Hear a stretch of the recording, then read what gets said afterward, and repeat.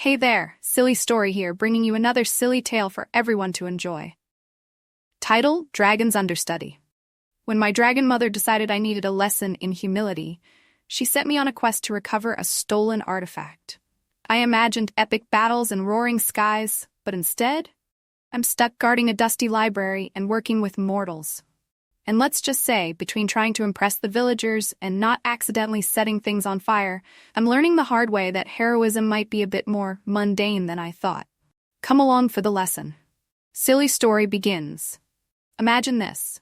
I'm a half-dragon, half-sorceress, with impeccable magical lineage, scales that shimmer in the sun, and a mother who's the fiercest dragon in all the realms.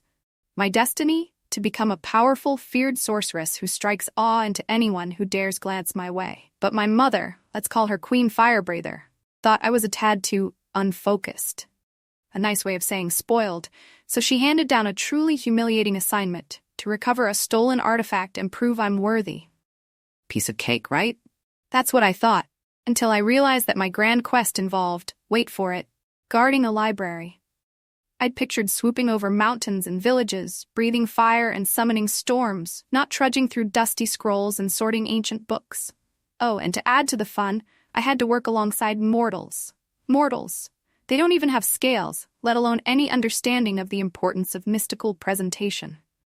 And just so we're clear, I have a tiny habit of setting things ablaze when I'm nervous. So, day one at the library, some ancient scroll falls apart in my hands, and, poof, a little blaze on the librarian's desk. Her reaction? She hands me a broom. No fear, no bowing, just a glare and a broom. If you're wondering, yes, that's demoralizing for someone who can literally fly through lightning storms. Then there's the matter of flying. My half-dragon wings are impressive, huge, red, and intimidating. Except sometimes I still crash. Trees, stone walls, a few very startled cows. I swear, every time I had to impress these villagers with a dramatic landing, I'd end up tangled in a tree or scaring a herd of sheep. They'd just stare at me, blinking, as if I were an overgrown crow rather than the mystical force of nature I should be. Now, mortals, they're a strange breed. One afternoon, I tried asking for directions to the artifact's last known location. A good opportunity to inspire a little awe. I marched up to a group of farmers, scales shimmering, breath fiery. "Mortals," I said, "I require your assistance." They responded by offering me a job on their farm, saying my muscles could be put to better use than all that puffery. Puffed up puffery. Can you believe it? But despite the absolute humiliation, things started to change. For one, I met a villager named Hannah.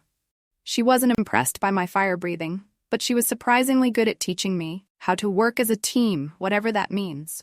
We went on patrol together, chased off some goblins, mostly me, though I did nearly singe her in the process, and for some reason, she kept offering me these things called friendship bracelets, every time I didn't accidentally set something on fire. And before I knew it, I found myself actually enjoying these less grand pursuits. Guarding the library wasn't as dull as I thought, especially when I figured out how to use magic to turn the scrolls into pop-up illustrations. And the villagers even trusted me to help set up the harvest festival, carefully, with non-flammable materials. In the end, I did recover the artifact, but not by storming in with dragon fire and magic. It was actually thanks to all the villagers who I'd befriended, who helped me track down the artifact and return it safely. My mother wasn't impressed with my methods, no destruction or grand displays, but she had to admit I'd found other ways to excel. Turns out, I didn't need to be terrifying or flashy.